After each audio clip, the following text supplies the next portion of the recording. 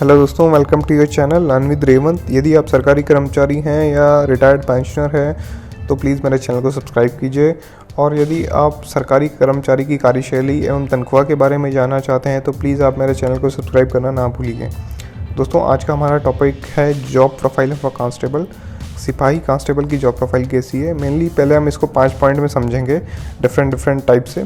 पहला है recruitment process, second है वर्क प्रोफाइल कार्यशैली, थर्ड है प्रमोशन पदोन्नति, चौथा है इंसीनियर यानी बिल्ला, पांचवा पॉइंट है सैलरी यानी तनख्वाह।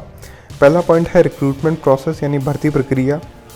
सभी राज्य सरकारें समय समय पर सिपाही कांस्टेबल की भर्ती निकालती रहती है। जैसा कि आपको मालूम है कि एक एग्जामिनेशन नहीं होता स्टेट पुलिस के लिए। सभी स्टेट्स अलग अलग अपने जो रिक्रूटमेंट नोटिस हैं वो निकालती रहती है, वैकेंसीज निकालती रहती हैं। सेकंड पॉइंट है सभी पुलिस के सिपाही राज्य सरकार के अधीन आते हैं, यानी जो राज्य पुलिस स्टेट पुलिस के जो सिपाही हैं वो स्टेट पुलिस के होम डिपार्टमेंट के अंदर आते हैं। यानी जो राज्य सरकार के जितने भी सिपाही हैं कांस्टेबल्स वो राज्य सरकार के गृह मंत्रालय के अधीन आते हैं।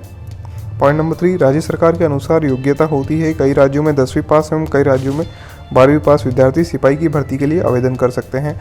यह स्टेट पे वेरी करता है।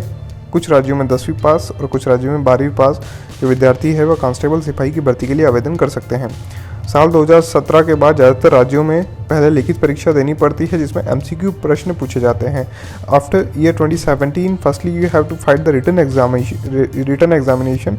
It will be conducted by the state government and then you will be selected on the merit basis. You will be give the physical examination. यानी सबसे पहले आपको रिटन यानी लिखित परीक्षा देनी है। जो MCQs यानी 4 ऑप्शंस आएंगे उनमें से एक सेलेक्ट करना है। यदि आप उसमें मेरिट लिस्ट पे सिलेक्शन होता है आपका तो आप फिजिकल एग्जामिनेशन के लिए एलिजिबल होंगे। नेक्स्ट है वर्क प्रोफाइल कार्यशैली। कार्यशैली कैसी है। सिपाहियों का कार्य बहुत फैला हुआ है, बहुत वाइड वर्क है सिपाहियों का। जैसा कि आप जानेंगे इन्हें इनकी ड्यूटी कहीं भी लगा दी जा सकती है। ये अलग अलग डिपार्टमेंट्स में भी कार्य करते हैं, आगे जानते हैं। राज्य पुलिस में सिपाहियों की संख्या कुल पुलिस विभाग की लगभग 90% है। यानी जो कॉप्स हैं यानी 100 पुलिस वाले हैं उनमें 90% तो आपको कांस्टेबल दिखेंगे। इट मीन्स कि ऑफिसर्स और जो इंस्पेक्टर्स सब इंस्पेक्टर्स रहते हैं ये बड़े कम होते हैं। कांस्टेबल की संख्या 90% है। सिपाही का कार्य बहुत कठिन होता है एवं राज्य की सुरक्षा का जिम्मा उनके हाथ में रहता है। जैसा कि आपको मालूम है सिपाही या कांस्टेबल की ड्यूटी बड़ी टफ होती है, बड़ी हार्ड ड्यूटी होती है। 12-12, 14-14 घंटे में इन्हें कई बार कार्य करना पड़ सकता है कैसे भी परिस्थितियों में। और इनको नेशनल हॉलीडेज़ भी नहीं मिलते हैं जैसा कि आप जानते हैं।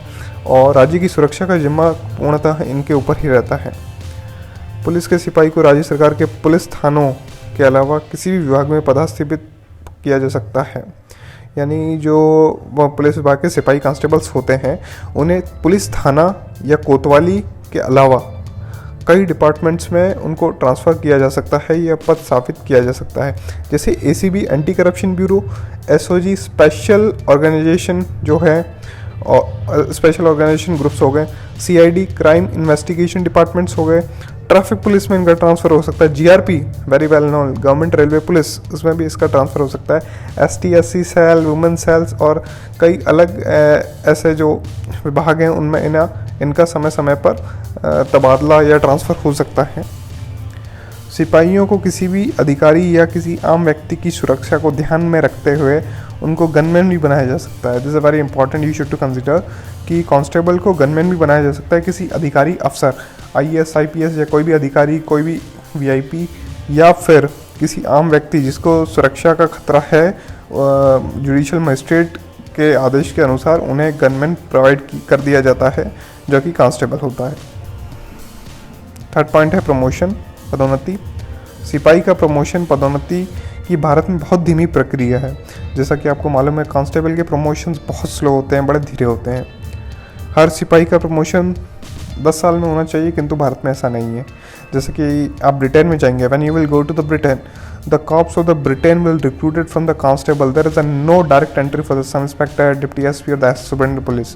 जैसा कि आप जानते हैं कि अन्य देशों में कई अन्य देश ऐसे हैं जहाँ पे भर्ती ही कांस्टेबल से होती है।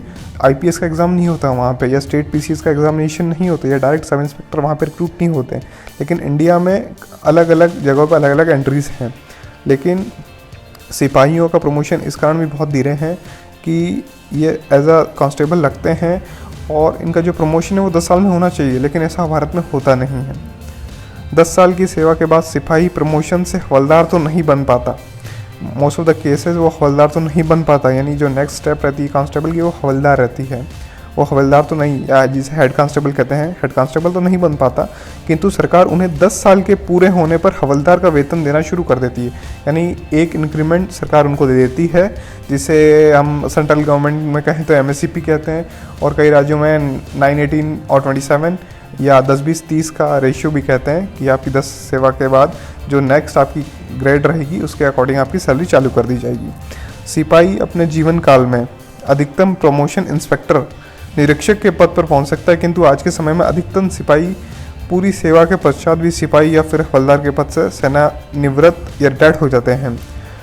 अपनी पूरी होल लाइफ के अंदर यदि एक कांस्टेबल या सिपाही रिक्रूट हुआ है सिपाही के ग्रेड से, सिपाही के डेजिग्नेशन से, तो वो फाइनली बहुत मुश्किल हार्डली टू रेयर केसेस में देखा जाता है कि वो पुलिस इंस्पेक्टर बन जाता है। कई केसेस में पहले डिप्टी एसपी बन जाते थे, लेकिन अब तो बहुत ज़्यादा स्लो हो गया ये प्रोसेस कि वो इंस्पेक्टर तक बन सकता है as a police inspector 3 stars.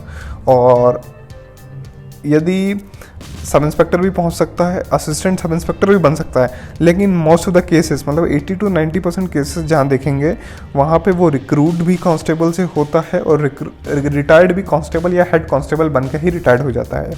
4th point है इंसीनिया यानी बिल्ला। सिपाही के कंधे पर हमारी सुरक्षा की जिम्मेदारियाँ तो बहुत सी होती है, लेकिन कोई सितारा या बिल्ला नहीं दिया जाता इन्हें।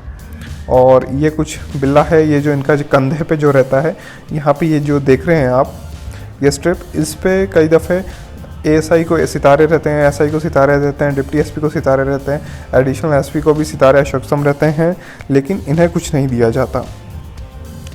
5th पॉइंट हम कंसीडर करेंगे एज अ सैलरी, तनख्वाह। सिपाहियों की तनख्वाह कितनी होती है? राज्य सरकार में यानी राज्य पुलिस में सिपाही की तनख्वाह हर राज्य में अलग अलग हो सकती है, लेकिन इसमें ज़्यादा अंतर नहीं होता। जैसा कि आप जानते हैं 7 CPC की रिकमेंडेशंस है, लेकिन स्टेट अपनी अलग अलग स्केल्स मैट्रिक्स लेवल बना के रखता है, और ये स्टेट टू स्टेट वेरी कर सकती है। थोड़ा बहुत डिफरेंस हो सकता है, 2-2.5 हज़ार रुपये का डिफरेंस आ सकता है। राजस्थान सरकार का उदाहरण ले तो सिपाही की तनख्वाह कुछ इस प्रकार होती है। ये हम राजस्थान स्टेट गवर्नमेंट की तनख्वाह के बारे में बात कर रहे हैं।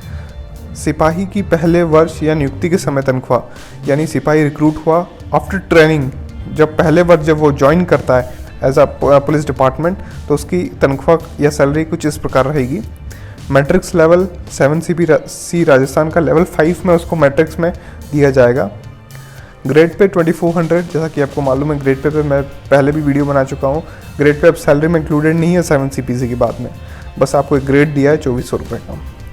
अब सैलरी को समझिए। मूल वेतन बेसिक पे 20,800 रहेगा, महंगाई भत्ता DNS अलाउंस 3536 रुपये मिलेगा, जो कि बेसिक पे का 17% रहेगा।